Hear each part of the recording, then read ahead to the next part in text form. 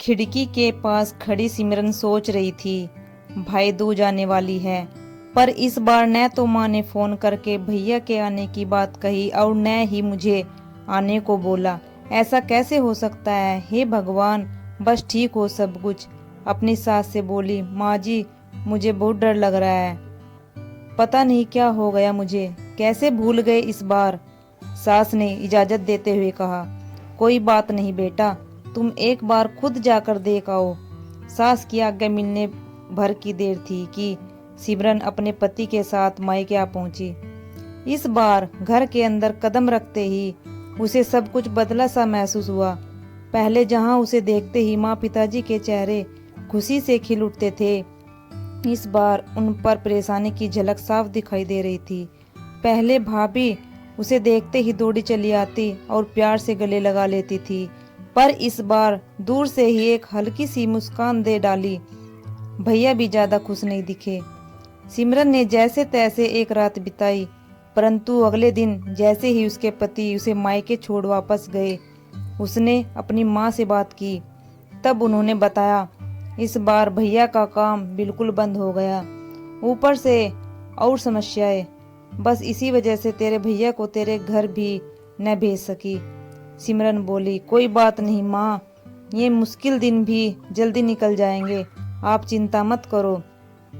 शाम को भैया भाभी आपस में बात कर रहे थे, जो सिमरन ने सुन ली। भैया बोल रहे थे, पहले ही घर चलाना इतना मुश्किल हो रहा था, ऊपर से बेटे की कॉलेज की फीस, परसों भाई दूज है, सिमरन को भी कुछ देना पड़ेगा। भाभी बोली, कोई बात नहीं, आप चिंता न करें, ये मेरी चूड़ियाँ बहुत पुरानी हो गई है, इन्हें बेचकर जो पैसे आएंगे उससे सिमरन दीदी को त्योहार भी दे देंगे और कॉलेज की फीस भी भर देंगे। सिमरन को यह सब सुनकर बहुत बुरा लगा। भैया भाभी ये क्या बातें कर रहे हैं? क्या मैं यहाँ उनको तंग करके कुछ लेने के लिए आती हूँ? वह अपने कमरे में आ गई। तभी उसे याद आया कि शादी से कुछ समय पहले जब वह नौकरी करती थी तो उसने बड़े शौक से अपनी पहली तनख्वाह लाकर पापा को दी थी।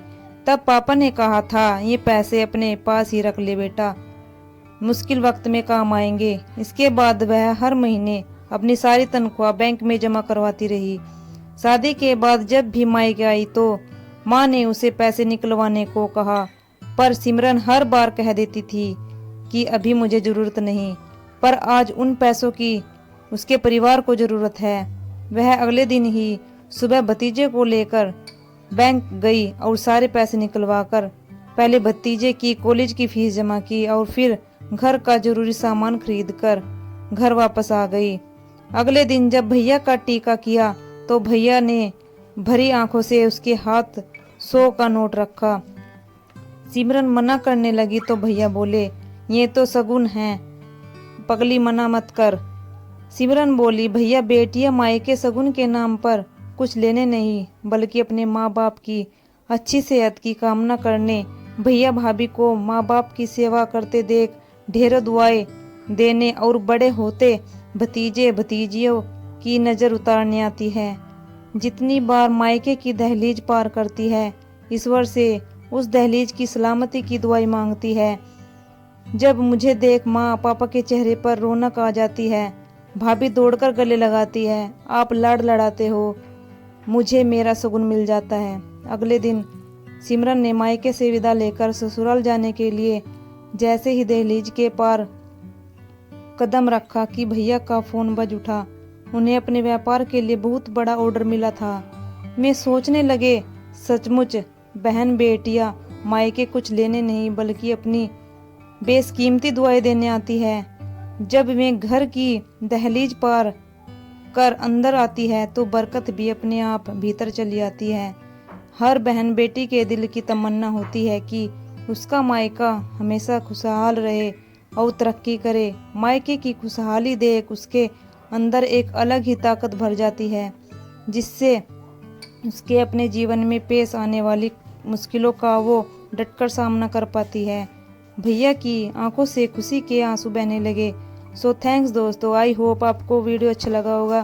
तो चैनल को सब्सक्राइब लाइक शेयर जरूर कीजिएगा।